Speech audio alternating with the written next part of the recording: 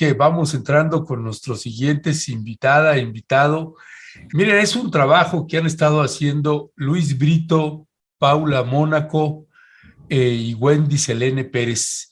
Vamos a tener un enlace con Luis Brito y con Wendy Selene sobre un trabajo periodístico que han estado haciendo. Me parece que esta es la tercera entrega que se está publicando en pie de página y en otros medios de comunicación de la red de periodistas de a pie. 3 años de cárcel, aunque usted no lo crea, 3 años de cárcel sin cárcel, es como se titula, sentencia con beneficios para Roberto Cabrera, que era el excomisionado de la Comisión Nacional de Búsqueda, donde ahora está Carla Quintana. ¿Por qué?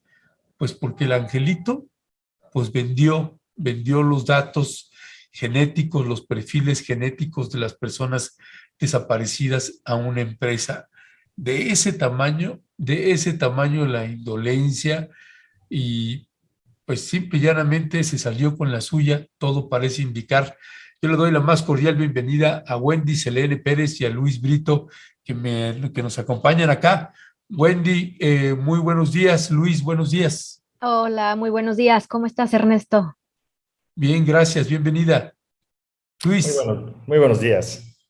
buenos días, Luis, un gusto verte. Wendy, buenos días. Pues, ¿qué decir?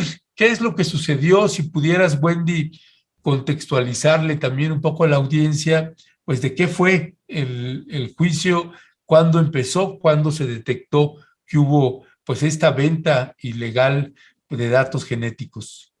Yo voy a contar un poco de eso, pero a mí me gustaría que Luis, quien estuvo en el juicio desde el lunes, junto con Paula Mónaco, nuestra querida compañera, pueda ahondar mucho más detalles del juicio. Brevemente, yo te comento que lo que publicamos nosotros en Traficantes de ADN en diciembre pasado es que una empresa que es Central ADN, habría obtenido datos de funcionarios públicos, bueno, en este caso específico de Roberto Cabrera Alfaro, y que armó una propia base de datos con datos públicos bajo el resguardo de las leyes de protección de confidencialidad en México, ¿no? Es una violación, es un delito, es un delito, pero en este caso a Roberto Cabrera se le está acusando de ejercicio ilícito de la función pública o ejercicio indebido de la función pública, que no es un delito muy grande, o sea, no es un delito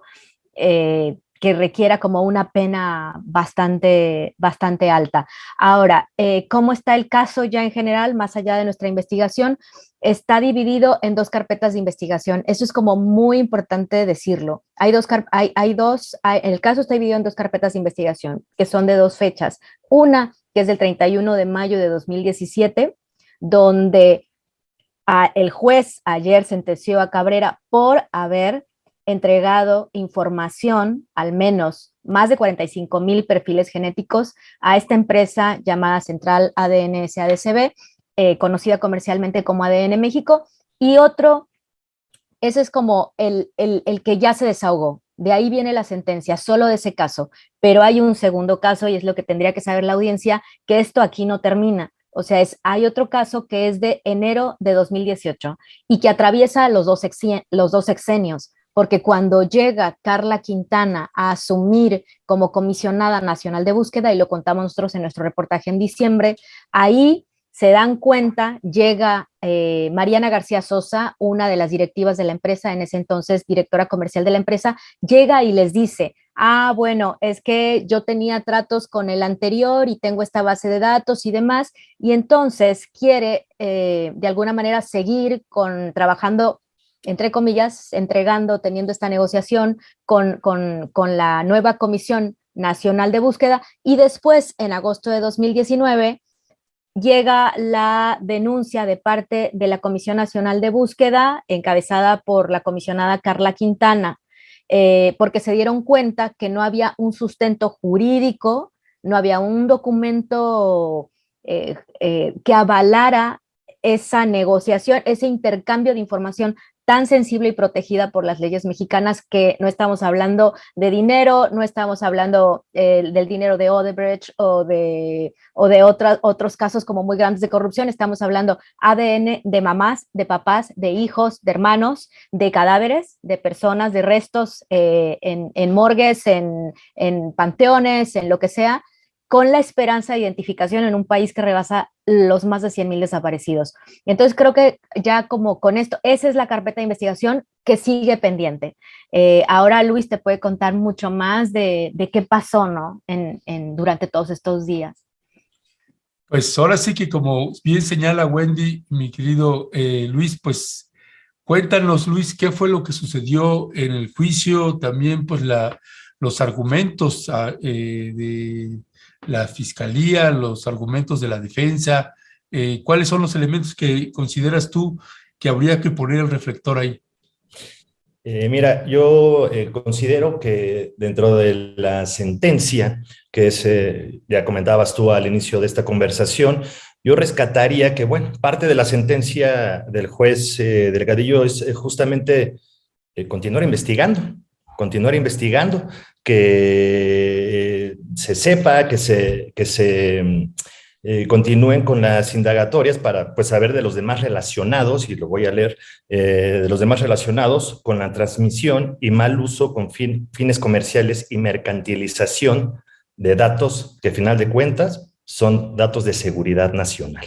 Entonces, por ponerles en contexto, pues obviamente la Fiscalía General de la República durante los 4 días de juicio lo que planteó es que había una claridad, que era contundente el hecho de que Cabrera Alfaro, como coordinador general de estrategias de la Comisión Nacional de Seguridad, entregó a esta empresa laboratorio, los perfiles genéticos entre 45,000 a 50,000, de 45,000 a 50,000 perfiles genéticos, y que había una claridad porque había un oficio, ¿no? Un oficio que se entregó que Cabrera entregó a una directiva de esta empresa.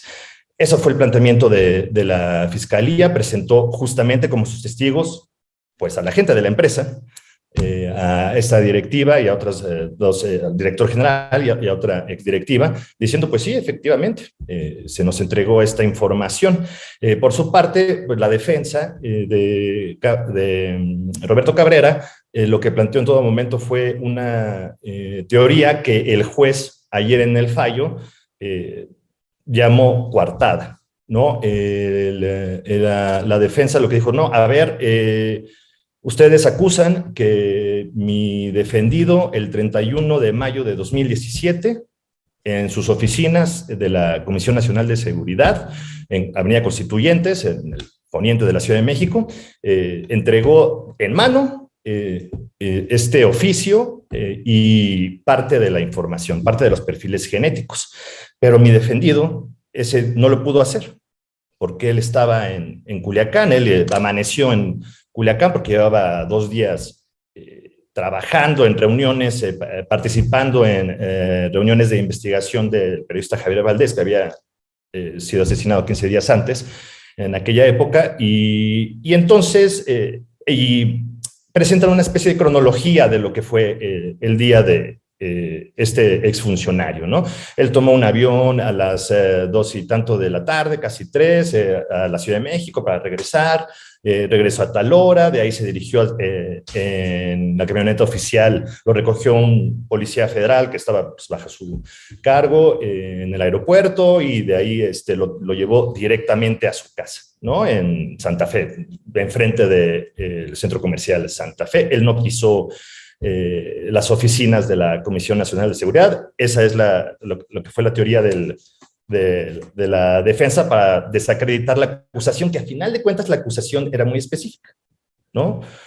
Usted el 31 de mayo de 2017 en sus oficinas entregó la información a una directiva.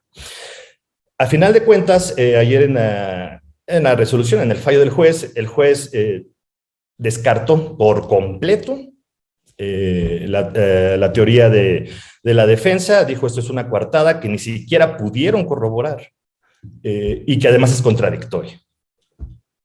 Ya, gracias Luis. Wendy, te pregunto, y no sé si ustedes hicieron una valoración o han tenido el tiempo de hacerlo una vez que se da el fallo, ¿es un caso bien llevado o mal llevado? ¿Qué faltó ahí? ¿Ese fallo tendría que ser justo o no? En términos técnicos de lo que uno, porque digo, en términos personales uno lo escucha y dice, bueno, pero ¿cómo es posible, no? Que tanta indolencia y de querer hacer negocio con una tragedia de esta naturaleza, además de las implicaciones de seguridad que puede tener para cada persona. Pero ¿qué fue mal llevado por la fiscalía? ¿Fue bien llevado por la defensa? ¿Ninguna de las anteriores? ¿Qué decir al respecto? Yo quiero decir algo y luego que continúe Luis, que también estuvo ahí, creo que tiene ahí el timing, pero yo quiero decir algo con respecto, siguiendo, por ejemplo, lo que decía la cronología, Luis, y creo que se enlaza muy bien con tu pregunta, que es, ¿qué pasó con la fiscalía?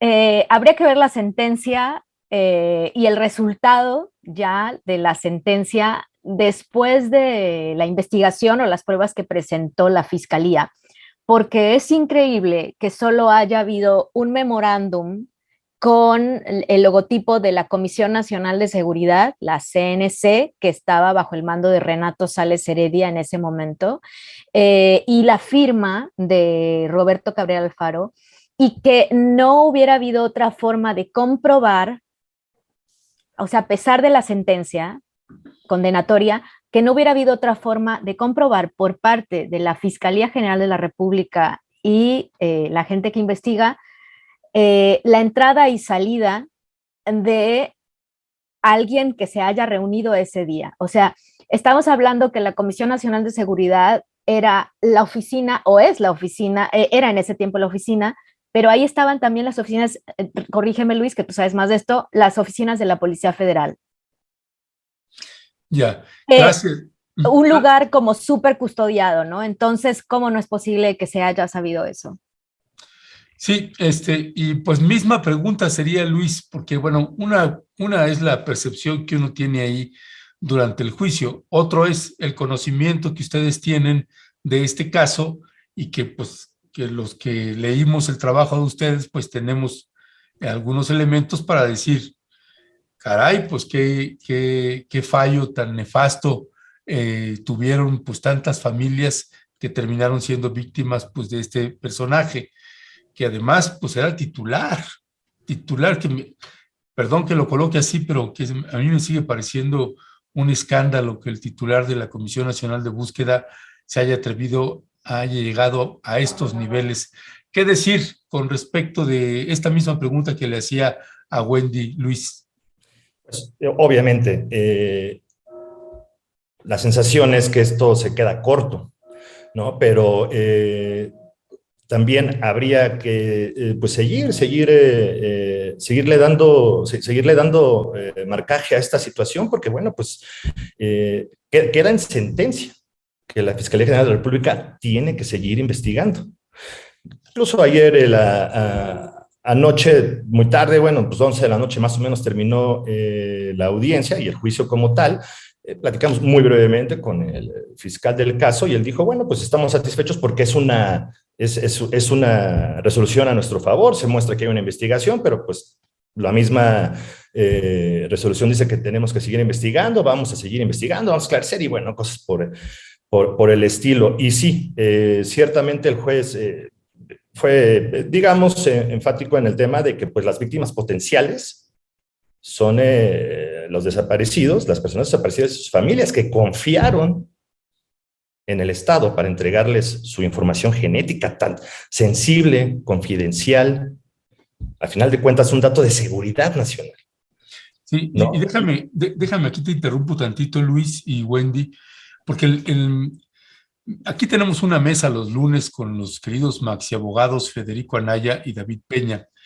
Y algo que se me queda mucho con ellos, y Federico lo repite mucho también, es que dice, bueno, puede o no gustarnos el fallo, pero el juez, con los elementos que tenía, pues su fallo fue justo y fue correcto. Y otros donde los vemos pues completamente amañados y no fue así, ¿no? Desde la valoración que estando tú ahí, Luis, y tú, Wendy, con el conocimiento que tienen, ¿daba para más una sentencia o no en términos pues legales? Luis. Yo coincido un poco con los planteamientos, con las observaciones que tienen en ocasiones en esta mesa, ¿sí? Digamos, o sea, a final de cuentas, como reitero, porque es importante, la acusación era, usted el 31 de mayo de 2017, sus oficinas, entregó un oficio, un memorando, ¿no? Para que no, una palabra menos ahí burocrática, a la directiva de esta empresa diciéndole, a ver, aquí están los datos, disculpen ustedes, aquí están los datos, para que ustedes los consoliden en su base de datos, hagan confrontas. Eso era la acusación. Lo que la Fiscalía General de la República presentó en este juicio fue justamente este oficio y el testimonio de 3 personas que además, pues, por lo que ayer quedó en la sentencia, pues en teoría tendrán que ser investigadas también. Gracias. Entonces, yo diría que con los elementos, el juez hizo una valoración, o sea, emitió un fallo que, pues, sería agridulce en nuestra perspectiva, ¿no? Pero que sienta las bases, deja determinadas expresiones, ¿no? Como que sí se victimizó a gente que confió. El exfuncionario, pues no puede alegar que no sabía lo que estaba haciendo, porque pues, era un funcionario de seguridad pública, porque además es licenciado en Derecho, porque tiene más de 10, 15, 20 años de trayectoria en instancias de seguridad pública, entonces él sabía la información que estaba manejando y lo que estaba dando, ¿no? Entonces, pues hablemos que se espera que esto continúe. Ya, gracias Luis. Wendy, ¿con qué cerrarías también así, sobre esta pregunta? Sobre esta pregunta, pues que no le dieron la pena máxima, le fue bien. A él le fue bien, no sé. ¿Cuál era la pena máxima para este tipo de delito? 7 años, Luis. 7 años, me parece. E inhabilitación del cargo. Pero le dieron una inhabilitación del cargo por 2 años nada más. Y tiene que pagar 25,000 pesos para continuar el juicio en libertad. Entonces, la condena en libertad, ¿no?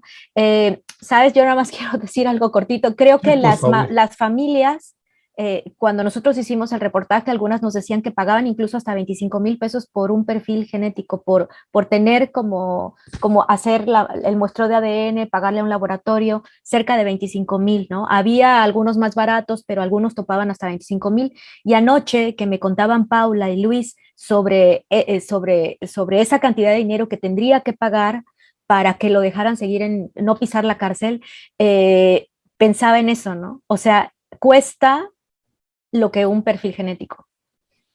Ya, gracias. Perdón que los estoy deteniendo un poquito más, pero hay también preguntas de la audiencia.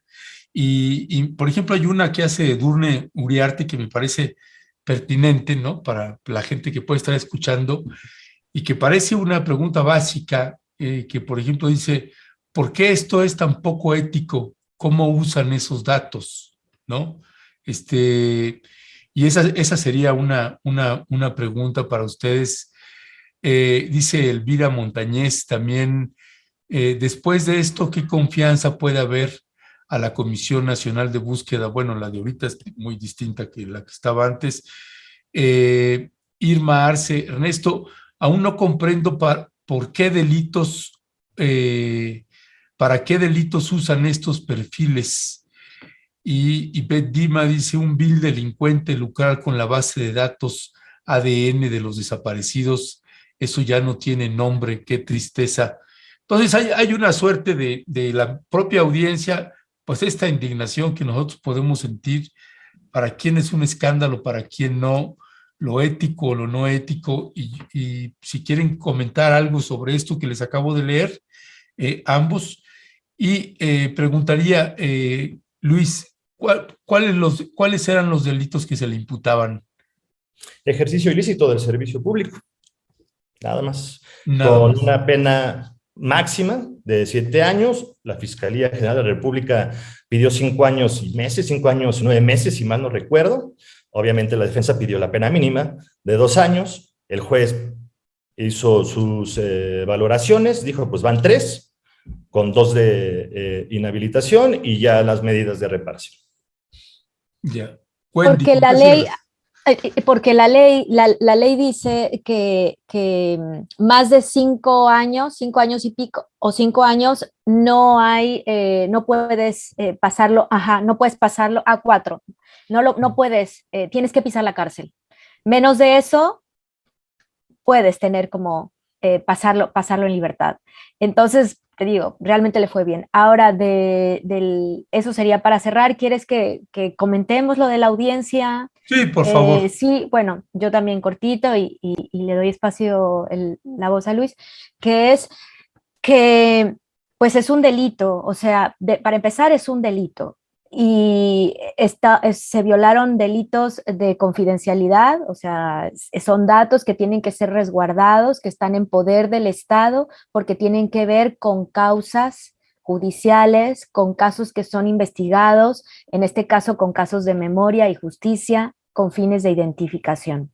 Entonces, quien guarda, hasta ahora en México no hay una base de datos única de perfiles genéticos de personas desaparecidas y sus familias. La más grande la tiene concentrada la Fiscalía General de la República con un software que le entregó el FBI hace muchos años, y ahí se tiene, y luego hay otra base de datos en la Policía Federal, y luego las fiscalías tienen su propia. No hay una gran base de datos que concentre. Ellos lo que hicieron fue concentrar y tener como una propia base de datos, según nuestra investigación y de acuerdo con el juicio también. La empresa lo que hizo fue tener una base de datos propia en un software propio de origen español y concentrar como todo esto y hacer su propia base de datos de desaparecidos, donde tenía datos, acceso a números de carpeta de investigación, fichas de búsqueda, etcétera, etcétera. Entonces le dieron todo eso. ¿Para qué serviría? Pues nosotros no lo tenemos al 100% comprobado, tenemos indicios, pero probablemente pues para fines comerciales propios. Imagínate si México no tiene con esta tragedia una base de datos única de perfiles genéticos de desaparecidos y sus familias, ¿cómo lo podría vender esa empresa? ¿No? Claro. Pues Wendy Selene Pérez y Luis Brito, les queremos agradecer que nos hayan tomado la llamada. Gracias, y gracias además por ese brillante trabajo que nos están presentando. Le vamos a pegar ahorita la liga aquí en el chat para que usted pueda acceder directamente a este artículo, y además, pues ahí va a poder seguir el hilo también de los trabajos anteriores que estuvieron entregando y publicando en los distintos medios de la red. Así que pues les mandamos un fuerte abrazo, Wendy y Luis, y ahí estaremos en comunicación. Gracias, muchas gracias.